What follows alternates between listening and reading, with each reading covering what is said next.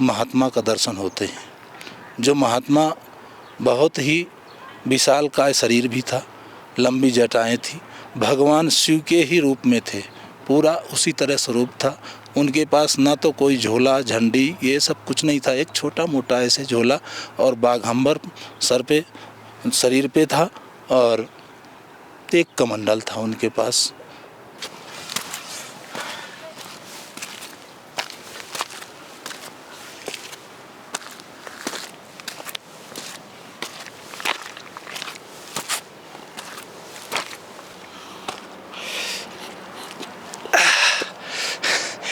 नमस्कार दोस्तों, जनता की आवाज़ में आप सभी का स्वागत करता हूं। मैं कन्हैया शर्मा। संतों की सीरीज़ में इस बार हिमालय की चल रही है, तो आज मैं आपको ऐसे संतों के दर्शन करवा रहा हूं जो हिमालय में, केदारनाथ के जो हिमालय के पहाड़ है पास में, वहां पर वो अपनी ध्यान साधना करते हैं, उनके मैं दर्शन कराऊंगा। जैसे कि आप देख पा रहे हो किस प्रकार वो ध्यान में है, और मैं उनका दर्शन करवाने की कोशिश करूँगा। उनसे थोड़ी सत्संग लेंगे, और ज़्यादातर यहाँ के संत बहुत कम सत्संग देते हैं। और एक आपको बता देता हूँ, जो पिछले वीडियो आपने बर्फानी वाले बाबा का देखा था, आपको कैसा लगा मुझे ज़रूर बताना कमेंट करके। और यहाँ पर बहुत सारे ऐसे दिव्य संत हैं, लेकिन वो कभी किसी कैमरे के सामने या हमारे को, मतलब आप समझ सकते हो, संतों की आज्ञा का पालन करने के लिए हम कैमरे निकाल भी नहीं पाते बैग में से, ऐसा हालात हो जाते हैं।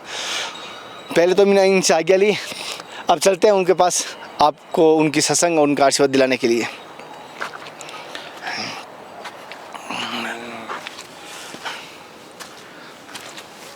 हिमालय के पहाड़ों में बहुत सारे संत अपनी साधना तपस्या त्याग करने के लिए आते हैं, भजन करने के लिए आते हैं। मैं ऐसे ही आपको ऐसे अभी मैं जैसे आप देख पा रहे हो, इनको हमें जैसे भजन और ध्यान में देखे, तो मैंने कहा क्यों ना इनसे आशीर्वाद प्राप्त करें। तो इनसे मैंने परमिशन लेके आशीर्वाद प्राप्त करने की कोशिश कर रहा हूँ। पहले तो आशीर्वाद लेते हैं, फिर आज की सत्संग शुरू करते हैं। महाराज जी, मेरी तरफ से देखने वाले समस्त भारतवासियों की तरफ से आपके चरणों में दंडवत प्रणाम। जय जय श्री सीताराम। महाराज जी, जैसे कि आप बहुत सारे संत आश्रमों में रहते हैं, कुटिया बना के रहते हैं, नीचे भी रहते हैं, लेकिन आप अभी जैसे हिमालय के इन पहाड़ों में भजन कर रहे हो, साधना कर, क्या उद्देश्य है कि क्या प्राप्ति होती है इस हिमालय के पहाड़ों में? इसमें प्रभु की भक्ति होती है, और भक्ति साधना करने में मन लगता है। एकांत भूमि और देवभूमि भी इसे कहा गया है, और यहाँ भगवान भोलेनाथ की नगरी भी है। और हिमालय में एकांत होने के कारण जो है साधु संत ऋषि मुनि यहाँ पर ध्यान तप करने के लिए आते हैं। महाराज जी, जैसे कि आप बच्चापन से सन्यासी है या गृहस्थ का पालन करके सन्यास धारण किया? नहीं जी, बाल अवस्था से। तो महाराज जी, जैसे कि बाल्यावस्था से आप सन्यासी, जीवन का अनुभव कैसा रहा? जैसे आप इस मार्ग पे हो, भजन साधना भी करते हो, ध्यान भी लगाते हो, तो कैसा अनुभव रहा? अनुभव बहुत अच्छा रहा। और प्रभु का बस चरित्र देखते रहते हैं, उनकी लीलाओं का गुणानुवाद करते रहते हैं, उनमें रमे रहते हैं, अपना उनका ध्यान करते रहते हैं, और जगत का कल्याण चाहते हैं कि प्रभु परमात्मा, हम उनसे यही प्रार्थना करते हैं और जगत का सृष्टि का कल्याण करें।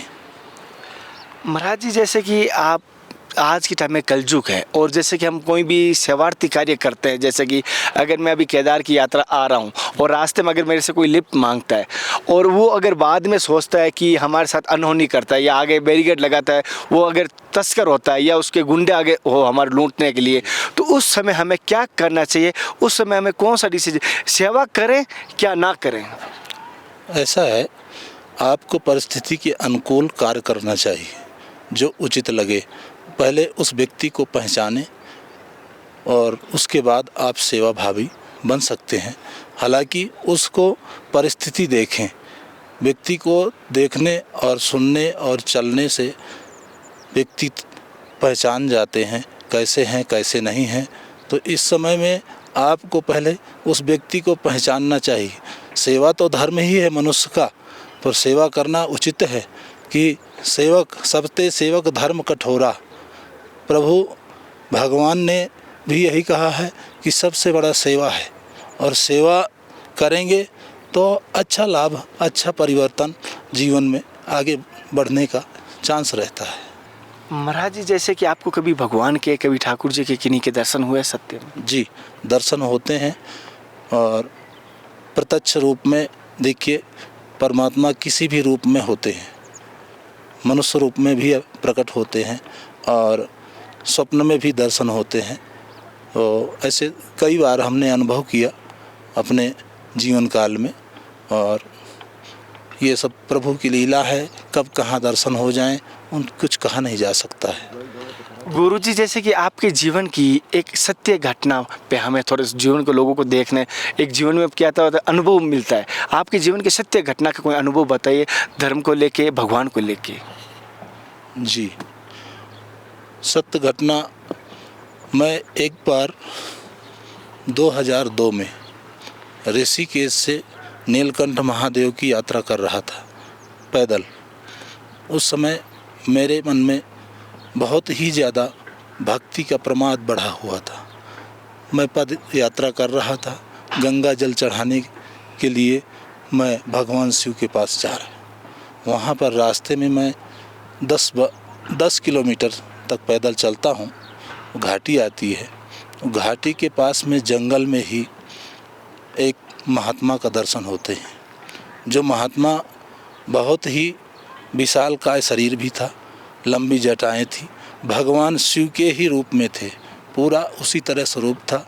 उनके पास ना तो कोई झोला झंडी ये सब कुछ नहीं था, एक छोटा मोटा ऐसे झोला और बाघंबर सर पे शरीर पे था और एक कमंडल था उनके पास। हमें वहाँ पर भगवान शिव का आदेश हुआ कि मैं ही हूँ।